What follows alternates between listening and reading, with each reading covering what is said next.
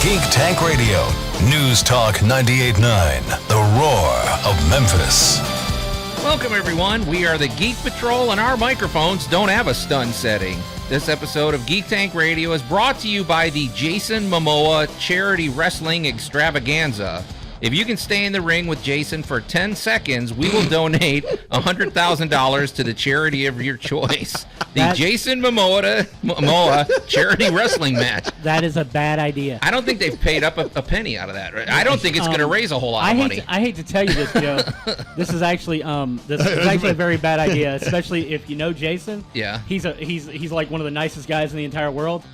His opening hug's going to take 3.5 minutes. You're giving a lot of money to charity. I don't know, man. So whatever charity is benefiting, good for you guys. Okay. All right. Well, hey, it's either going to be a genius move. I got a question. Did you decide to get that as our sponsor after seeing the thumbnail for Sweet Girl?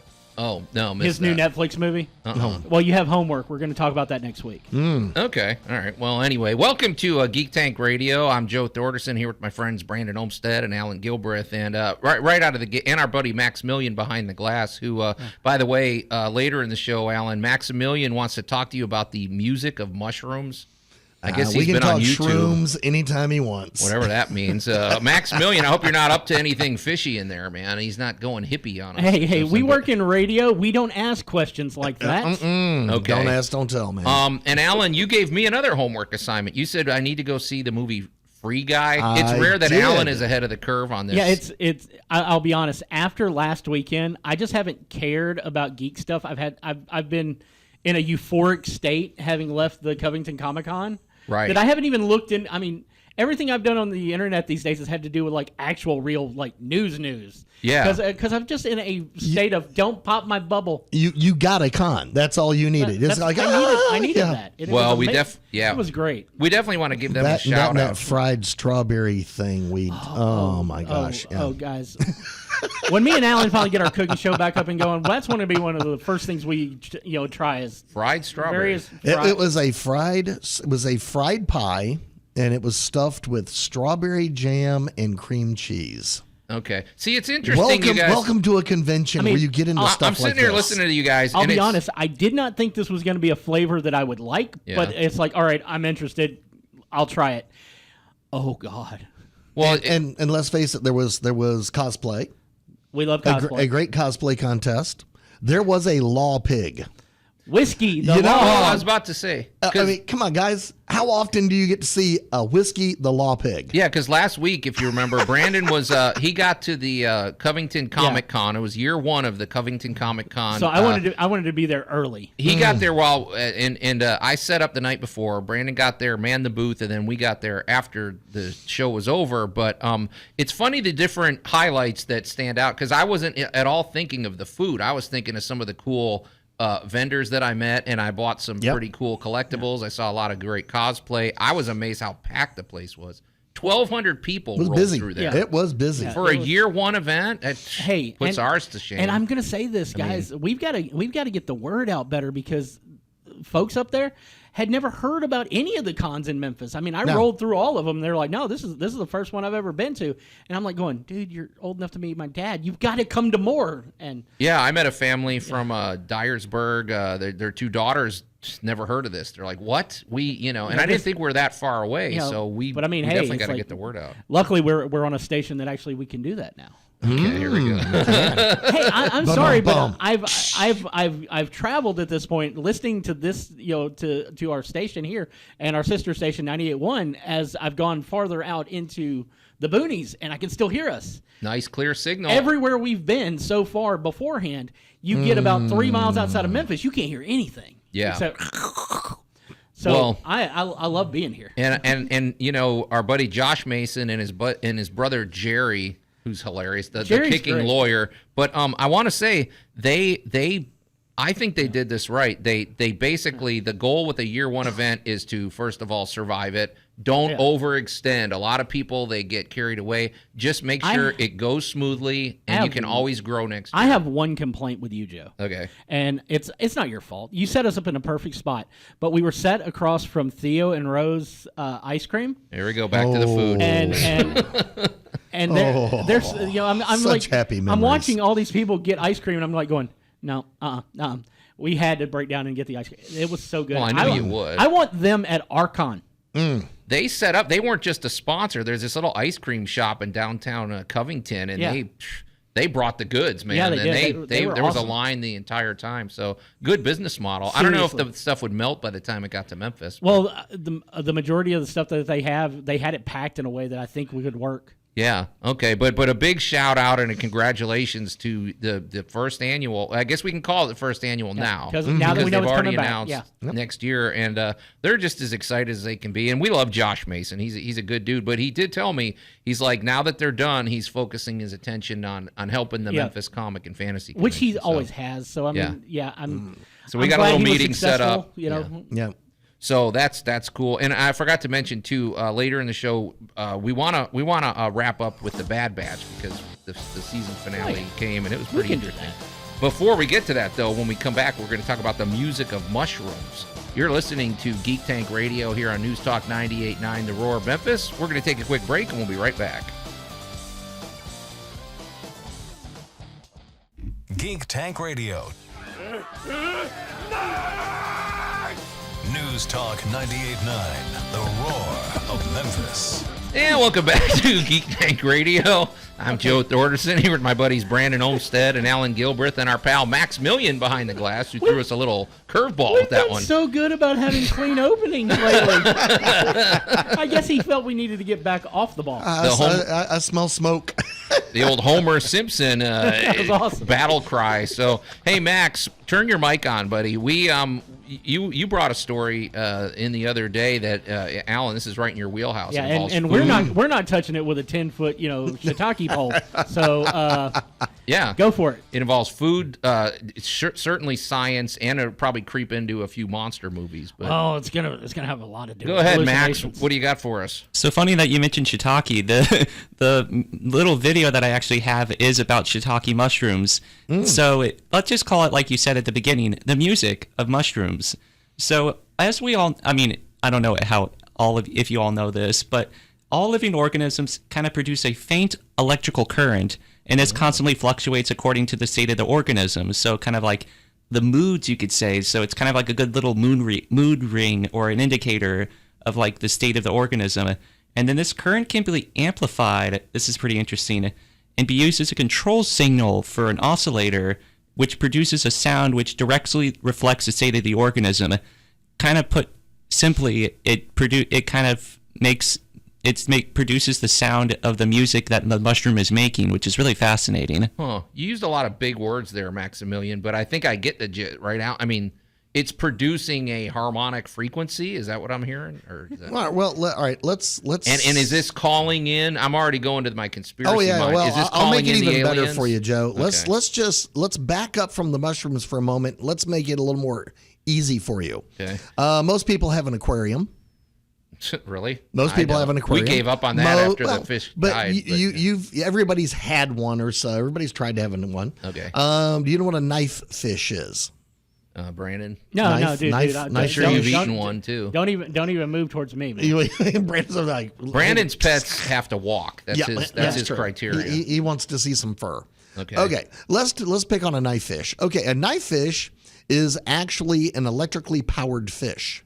Oh, nice. That So you can- sounds dangerous. Well, so's Because an elephant nose, and you have electric catfish, and then you have my favorite one in the entire world, the torpedo or the electric eel. My thing is, yeah. I listen to your other show, and it always tells me not to put electricity and water together. Yep. So Guess what? It's still a bad idea for you.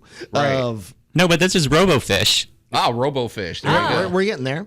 So let's say you've got a little knife fish. Well, a little knife fish, not only does he, by his very existence, have a electromagnetic trace, he also can produce and see his world around him using electricity. Or she. He or Don't she. be sexist, Well, Allan. that's true. He or she, or they, if you wish, and you can actually pick this up with like a voltage tester.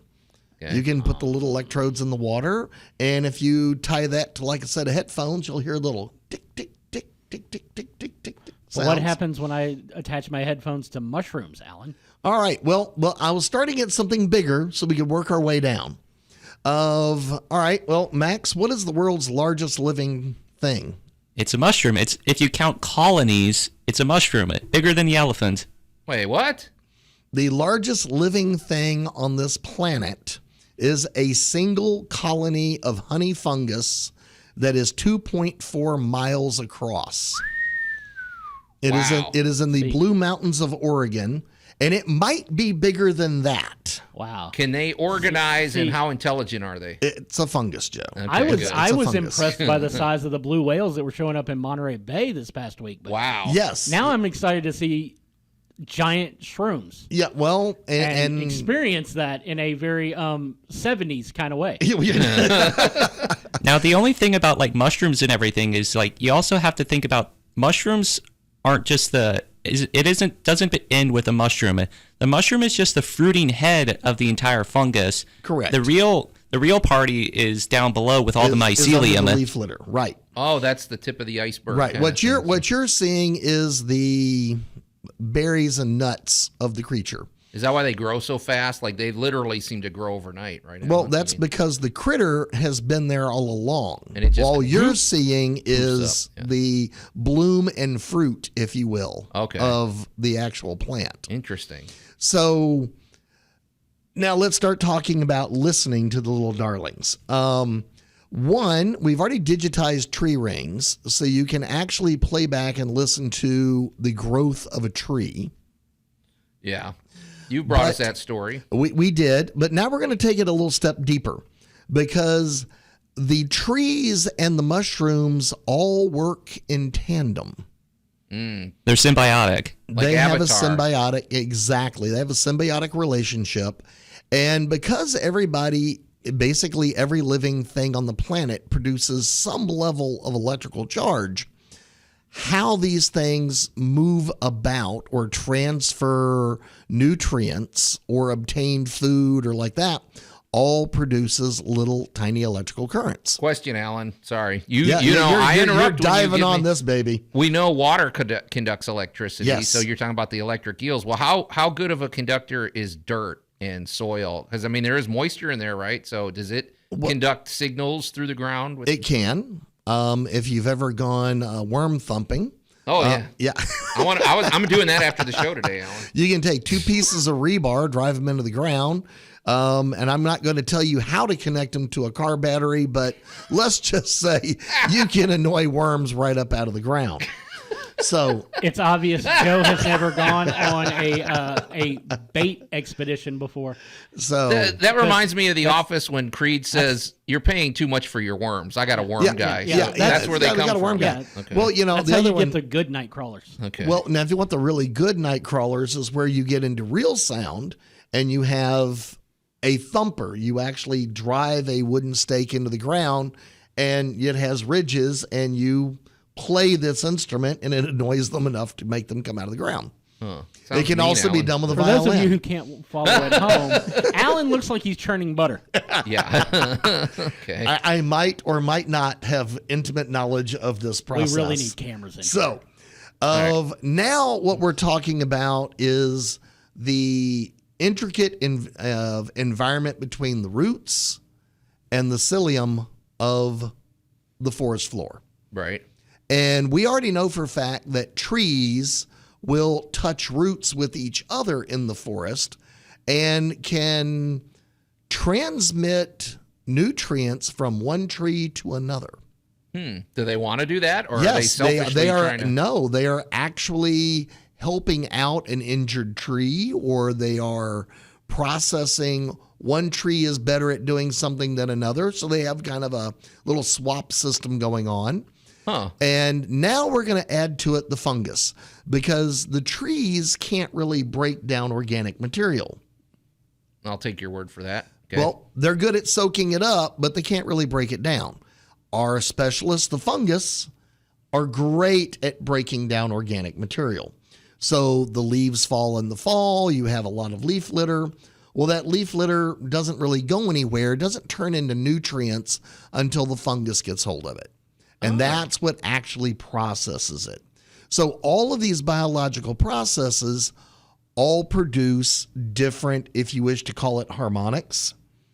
And with the proper equipment, see, this is one of these things where the world has been this fascinating place, but we're finally getting the technology, or at least the technology and the curiosity, to start hooking different pieces of equipment up into this stuff and finding out. That's what's cool, yeah, because the stuff's been with us forever, but we are finally getting the tools to monitor. I mean, we didn't even know until about 100 years ago that there were other galaxies. That was a revelation. So, I mean, just all these ways of measuring. But listening to mushrooms, Allan, that sounds never unusual. Leave biology students alone with a lie detector. Okay.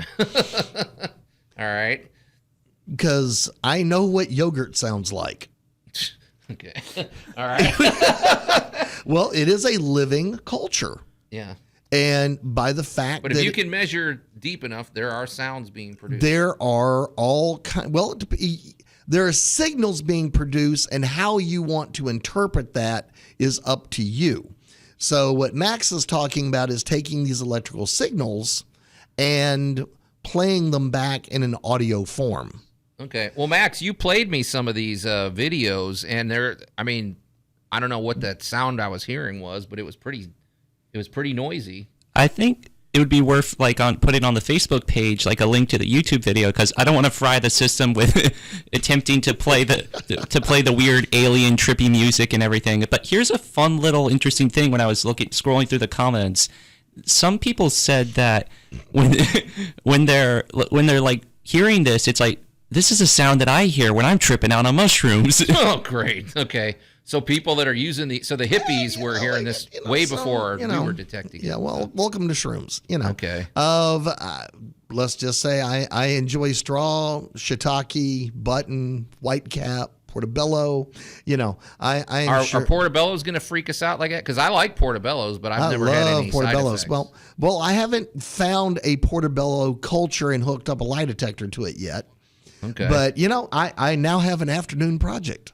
Okay. Well, pretty interesting stuff, Max. Thanks for bringing us that story. Yeah, send us the link. We should post that on the Facebook page. If nothing else, you'll get to hear what it sounds like. And frankly, I think Geek Tank Radio sounds better than Singing Mushrooms. If that's the bar that we got across. I'm not sure I would take that challenge. I don't know. Okay. Anyway. You just asked for someone to find out. All right. Anyway. Well, that's thanks for the report, Max, or I guess Allan or whatever. Well, enough of that, though. You're listening to Geek Tank Radio. How quiet he had to be that second. Here on News Talk 98.9, The Roar of Memphis. We're going to take a quick break and then talk about my education on the internet.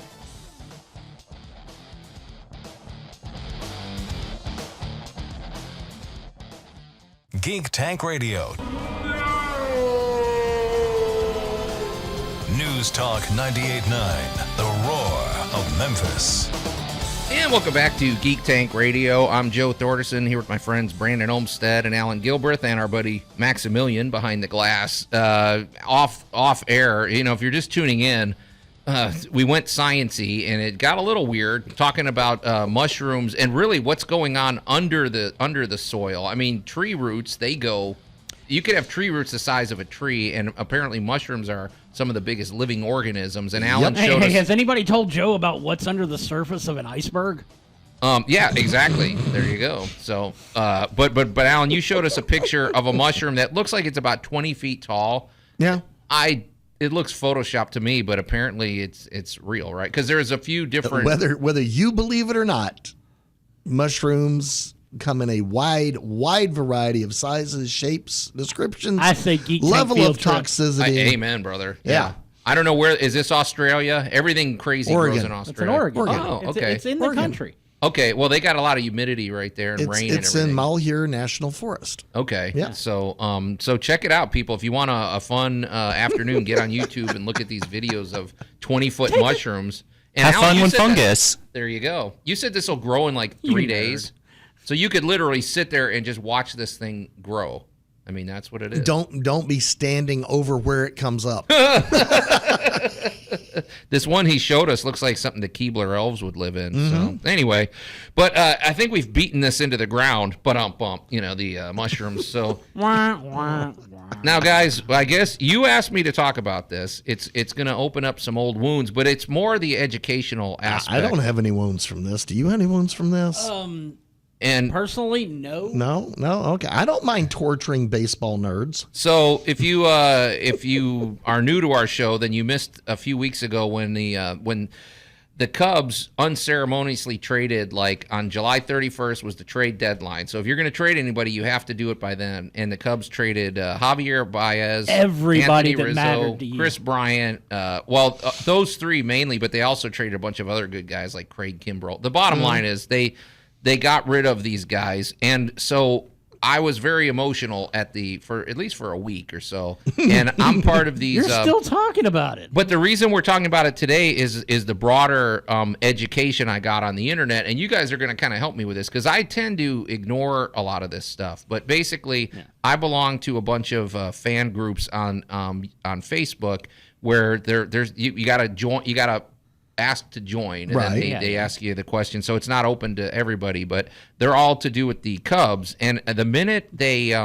announced that they were trading these guys, I put this angry post up there that said, it basically said, I hope Wrigley Field is empty for the rest of the season. Shame on you, Cubs. And I got more traffic, Brandon, than I've ever gotten on anything. Right. I got like 1,000 likes. I got all these comments. Everybody was sharing it. But now it's the curse of Joe. Well, but the next day I felt guilty about it, and I pulled it down because I said all I'm doing is spreading hate, and I'm whining and all this. So I took it down.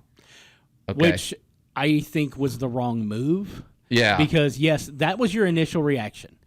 This, keeping that up and giving people a chance to reiterate, their feelings, but also the people who were telling you that this is the wrong way to go.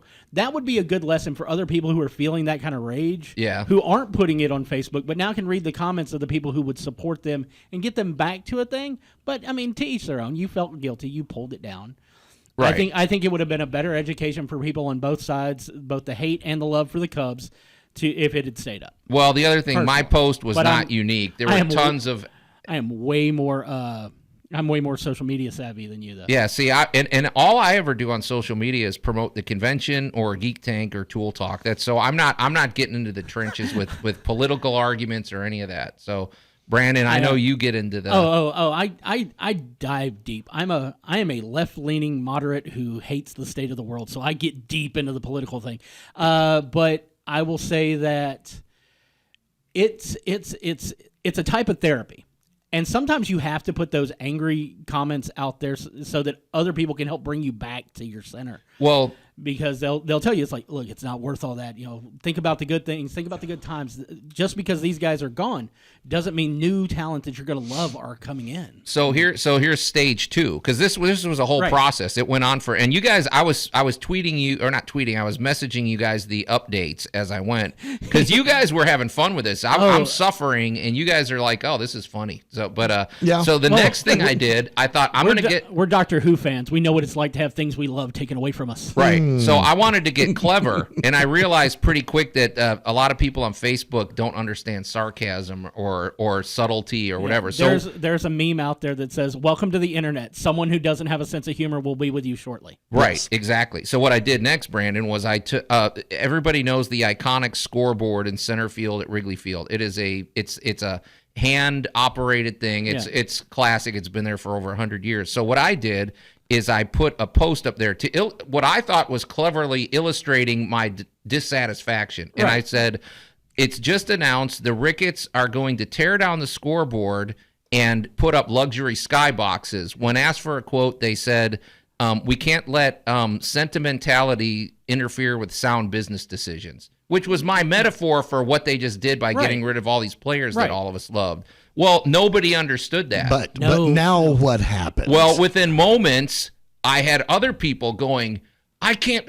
they were making posts. They said, this just came out that Tom Ricketts is tearing down the scoreboard. And they were putting out false. So now I'm suddenly a purveyor of fake news. Which now, here comes the worst part of social media, is when you decide to be satirical. Right. In a world where people have been fed, whether or not it's a funny thing, whether it's a serious thing or not, they've basically been spoon-fed this thing because, we had this whole deal when The Walking Dead gave us a cliffhanger and people couldn't understand what a cliffhanger was, even though television had it forever. Yeah. People on the internet don't necessarily see the sarcasm. They don't see the satire because when it's just a written post, it's hard to convey sarcasm without a sarcasm font for them. And therefore, this is the risk you take when trolling, Joe, because this is trolling. And now because I saw posts about this thing being torn down shortly after you, and I'm not in any Cubs groups. No, and this was like getting into real, just random timeline, stuff for.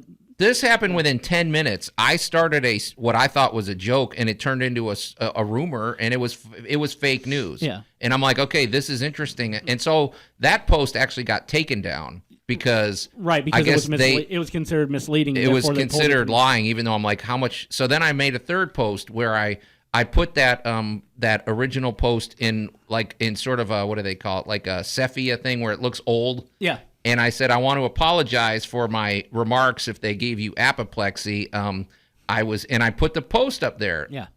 And then people still thought it was real. Right. I'm like, there was a handful of people that understood I was joking, but I'm just like. You put up there the explanation that, no, this was a joke. I just wanted to reiterate how selfish I think that the owners are being.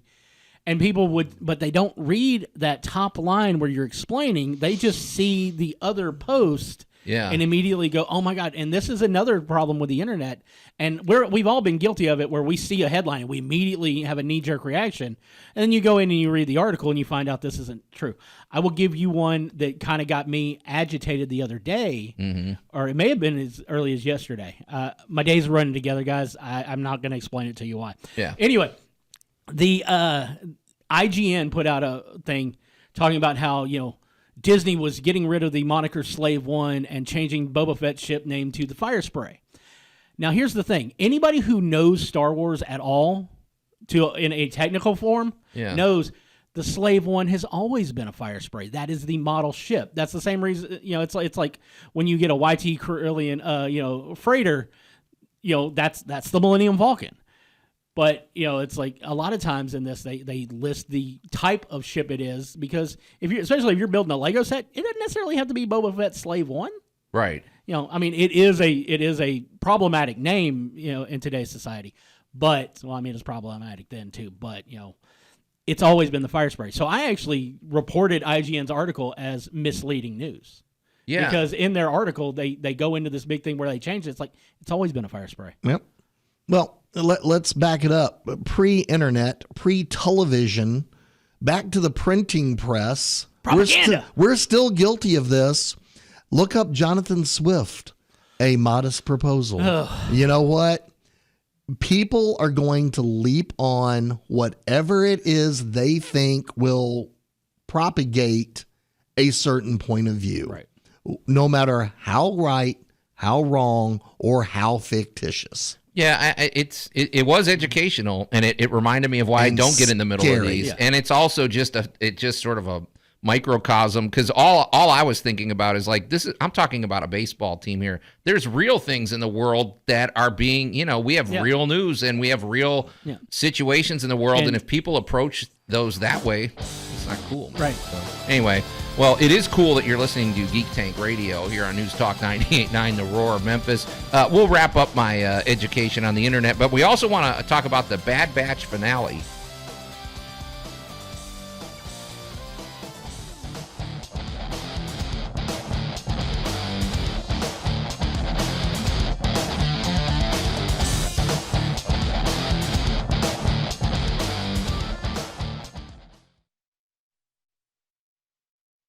Geek Tank Radio.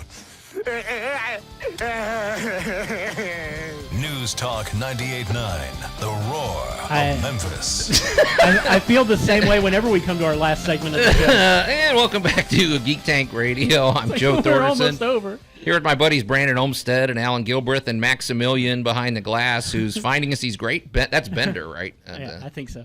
All right, who's reflecting our mood perfectly. Right. It's like we get to the end, we've got so much we want to talk about. Yeah. And it's like, hey, you guys, go ahead and campaign to the station. You want 2 hours of Geek Tank? We probably do, and occasionally we will throw you bonus content on our podcast. Because if you do miss any of Geek Tank Radio, never fear, you can go to geektankradio.com, and Alan will post our shows, and they're archived for the ages, people. I really I want to go ahead and let people know that we're opening our SoundCloud back up, and we're going to be putting up some archive material. Yeah, and Maximilian, you're going to like this. We've got some old shows that might even involve some characters that we've had in the past. Dr. Judge Mentor may show up. We don't talk about Max's dad in front of him. Well, just stand by. Some of the old stuff is pretty classic. I love it there, and we can post it because that's our SoundCloud.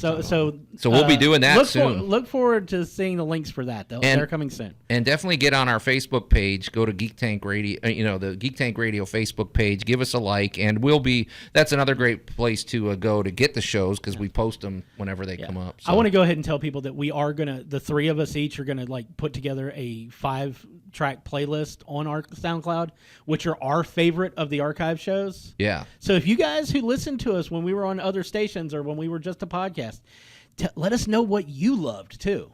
You know what's interesting about that, you guys, and I didn't even mean to go down this rabbit hole, but when I listen to old episodes of Geek Tank, because we're getting close to our 7-year anniversary of doing this, well, the world of geekdom has changed dramatically. I listened to one episode where we were talking about The Force Awakens coming out and this new era of Star Wars and the beauty and harmony that it was going to bring and the excitement and how how Luke Skywalker was gonna just, kick butt with a lightsaber, and then of course years later we're looking at the fallout of all that, and I'm just thinking the world, and that's not just years later we just go Baby Yoda. Right, but it's just I was gonna say it was a kinder, gentler. Years later, I look at it and go, you know what?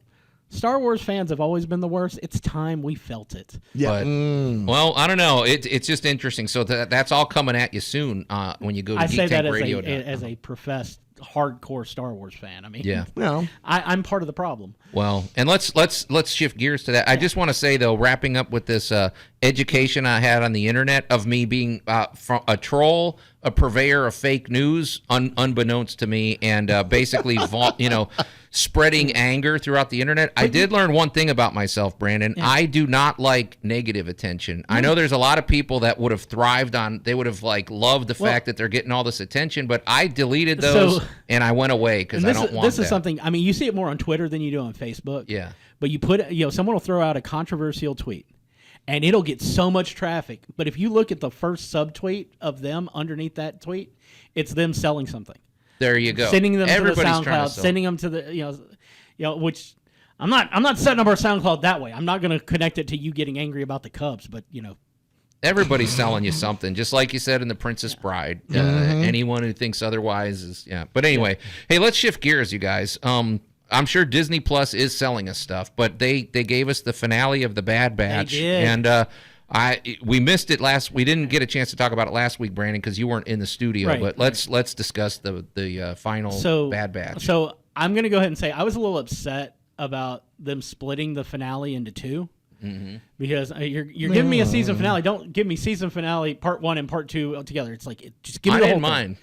But there's way more action in the first part as far as conflict. But this whole episode was about building and together to get to a thing. And in and of itself, I came away from this finale more pumped and excited for a new season than I have in any show in a long time. Yeah. And let's just put it there. Best Star Wars character ever. I know a lot of people are sitting there, Baby Yoda, Baby Yoda. Nope. It's Omega. Well, she's shaping up to be, and we've said this, Dave Filoni. Anytime you're watching a Dave Filoni production, just pick the character you hate the most at the beginning, and by the end of it, he's going to make you love that character. Because Omega got on my nerves. No, because I still hate that Admiral. You know what I mean, though? Like, we didn't like Ahsoka. She was a smart-mouthed, annoying little know-it-all when she first appeared on Clone Wars. By the end of it, she's like everybody's favorite character. We love her. And Omega's kind of went down that road. She's noble, she's heroic, but she was kind of clumsy and sort of annoying when she first started. Well, I mean, let's put it this way. She is the perfect example of a first-time attendee. You don't know what you're doing. At a convention, you mean? Yeah. At anything. You don't know what you're doing. You want to sit with the cool kids, but you don't have it in you. But the things we've learned about her, and the fact that she is a pure soul, she doesn't seem to have any kind of evil manipulativeness in her. The fact that we found out, I mean, the reason she's Omega. So sorry. The reason it's like she is Omega. It's because it's because Boba Fett is Alpha. There's that connection. The fact that she's actually older than the batch, because while she is a clone, she's not accelerated aging like the rest of them. That part I found interesting. She worked in the lab where they themselves were developed. They were basically creating her team. And I mean, just the things her sacrifice at the end of this episode. Right. And you're just like, because I mean, we all think of the droids. It's like, you can bring the droids back. You can fix the droids. But when AZ's like trying to save them and his power goes down and she... Yeah, because AZ, the little robot, the little droid, he reminded me of K2SO from Rogue One, where he sacrificed himself to basically save the day. And I'm like, it's cool when you see that. And then she sacrificed herself after he saved the whole Bad Batch. It's the thing that gives you that moment of clarity where you're like, Crosshairs is not unredeemable. No, Crosshair, because we wondered about as much as he gives Hunter and Wrecker and Echo and Tech all sorts of grief about how the Empire's the way to go. We got to do this. And, it's like, you are the ones who made the wrong choice. There at the end, when he saves AZ and Omega, and yet stays behind on Kamino, which is desolate at this point. Yeah, how's he getting home? I guess he's hoping they show up again because, he's left on that platform. I also kind of like the fact that, at the end, the Empire is showing up on the homeworld of Thrawn. So, wait, is that what we saw? That was Mount Tardis. Okay, because I wondered if Thrawn, this show takes place in a very interesting period. Like we said, it is literally day one of the new Empire and the beginning of the rebellion. But man, it's cool. I want to see a little more of the evil Emperor, though. I got to be honest. We haven't seen Palpatine except that first. Yeah. Couple episodes. Didn't he do like a public service? Yeah, but I don't think Palpatine's necessarily important to this story yet. Well, of course he's it's kind of like, we went through episode 4 and 5 of Star Wars with barely. We knew about the Emperor, and in the fifth in Empire, we see him in the hologram, but really, he's more the villain you bring in at the end. I think we're going to get at least another season of the Bad Batch before we actually have to deal with the problem that is Palpatine. Yeah, I don't know though. So like in video game, he would be the boss level fight. Right. There you go. Well, what do you? By the way, we forgot to mention this, but Omega's little bow and arrow. That's basically like a lightsaber type bow and that is one of the coolest weapons. I've never seen that. Has anybody else used one of those? I've never seen that before myself. It may be in one of the the Legends books. It may be something out of the New High Republic. I haven't read all of that, but it's awesome, and it's Dave Filoni, man. He also gave us the lightsaber that was a gun. It's and give Filoni like creative control on anything, he's going to give you something awesome. I don't remember the name of the droid, but it was back in one of the earlier episodes of the Bad Batch, and it was like a walking R2-D2 with arms. That guy was cool. What was his name? I want to see him again. The one from when they were fixing the ship. When they were fixing the ship, and they basically sold Echo to the Junker as a military droid. Oh, yeah. And then he led the droid rebellion out of it. Yeah. There's some good moments. The thing about this is it makes you want to watch it over again. Like, I want to go back and rewatch it. It's like it's time for the binge watch now. Disney does that thing where they make you wait a week like old school TV does. But sitting back and watching all of it. But right now I'm kind of busy, chomping at the bit for the next episode of What If. Well, yeah, let's throw that. Let's shift over to What If, because we saw. I cried at this episode. I just want you to know that. I hate to say this because did they make you like Yondu? No, or did you hate the whole thing? I can't stand Yondu, and the notion of the noble T'Challa working with the Ravengers just hurt my like. I'm just I did not like that pairing at all. But did you didn't pay attention to anything that was going on, did you? I watched. It was that doesn't mean you paid attention. It was basically telling you that T'Challa is such an inspirational character that he can even make Thanos abandon a mission of genocide to work to make the world better. Okay, but they undercut that because Yondu. So they're just joking along. King T'Challa gets that orb out of there, and then he's joking around about, hey, Ravengers don't travel alone, and Yondu kills all these guys, and then they just walk past the bodies and joke around. I'm like, T'Challa's not going to do that. I mean, one of them. If you get a spear going through your neck. First of all, it's an energy weapon. It can be set to stun, unlike our microphones, Joe. Well, they didn't clarify it. They look pretty dead to me. One of the guys who got taken down sits up and he bonks him on the head with it as they walk away. You don't pay attention when you watch things, do you? I was hoping, but it did not look like an energy. Yeah. It looked like a solid spear that went through these people's, Plus, I just don't like Yondu, so I'm biased. Let's talk about phasing and how solid matter can move through things while phasing. I'm just sitting there going, for somebody on a show called Geek Tank. Yeah, I don't know.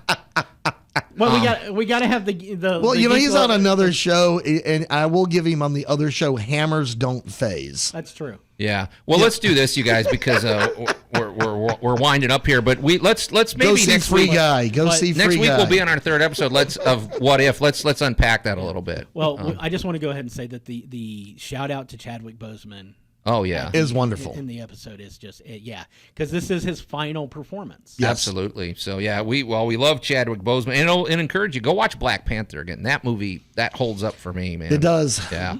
Awesome. So, and we hope Geek Tank Radio holds up for you, dear listeners. If it doesn't, you can have your money back, but it doesn't matter.